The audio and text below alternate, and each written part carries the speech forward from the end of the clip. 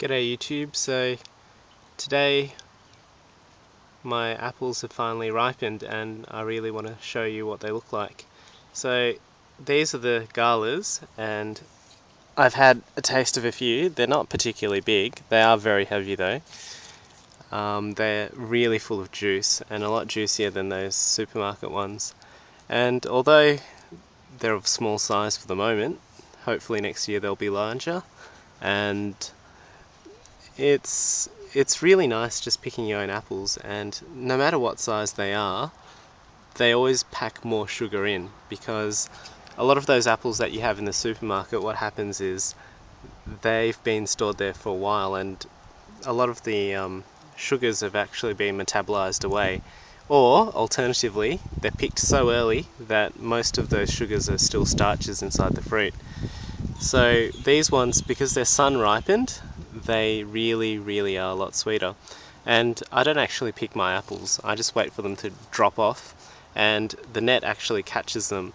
And what you find is it still has an amazing crunch. And some people say, oh, don't wait until it drops, it's past its best. I found that the sweetest and crunchiest, oh well, not crunchiest, but the sweetest apples have certainly been the ones that have dropped onto the net, and they still have great crunch. So these are the Galas. I really wanted to show you these, and you can see what sun does to an apple. See the part that was covered by this leaf, and if I'd been more careful I would have actually plucked that leaf off, but I'm going to show you a reason why I don't do that, because sun scald in Australia is actually really common, and I'll show you what happened to some of my fujis that before I left on the holiday were really good, right? But the minute I came back I realized that a lot of them had sun scald, and well, sometimes the leaves are just really useful in that case. And I don't really mind, it's got a really nice good blush, but you can really see the colour difference. Whilst these ones here, they get dappled sunlight and they've developed their colour brilliantly. And this bunch here, there are quite a few. There's two more down here and a few more at the back, and they're quite a good size, and surprisingly for the size that it is, it's quite heavy, and I'd really love to weigh these when they're ripe. But those are the Galas. I'm going to show you the next lot, and I'll show you what not protecting apples does. So this is a bad case of sun scald, and what happens is it's just the heat. What it does is it just fries the apple, and it's not soft, it's still hard, so that means that the apple's not soft. Luckily we don't get too much rain in our summer to spoil it, because any water that gets in here now is going to really make it worse. And you can see some of my larger fruit too. This one's nice and palm sized, right? That one's got bad sun scald.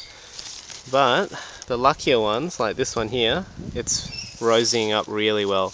And surprisingly, for a bunch of 3, this one here has quite a good size, and there we go. That's how big it is. So it's about palm size. Palm size. I can't actually lift that apple up because it's going to just fall off, and these fujis are nowhere near ready. Fujis are really good when they actually fall off ready to fall off the branch. And a lot of people, you can pick the apples, but don't wait until it falls off, because sometimes it's past its best depending on how hot the temperature is. But any slight movement, 10 or 20 degrees, and if the apple comes off, it means it's ripe and it's ready to eat. I've just been very lucky to have this net, because this is a very small apple tree. I can afford to let it drop onto the net and have some really sweet apples. And I really sort of feel sorry for all those people that don't get to grow their own apples actually. But no matter, everyone can always try and grow their own. And this is a very small tree, but it's bearing quite well. This one's another mild case of sun scald or sunburn. Over here too. No, actually that one's still doing quite well, no burns. I wanted to show you this bunch over here. It's a bunch of 4, but the fruit actually quite good. Can you hear in the background those parrots? If I didn't net this up, this would be long gone. Those parrots would be in here.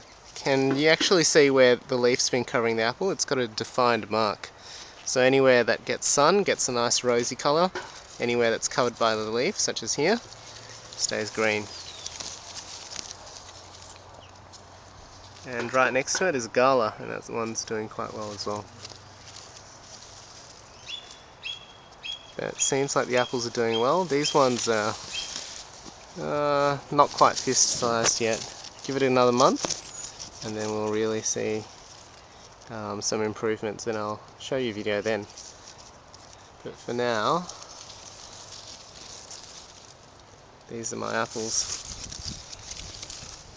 There are a few more.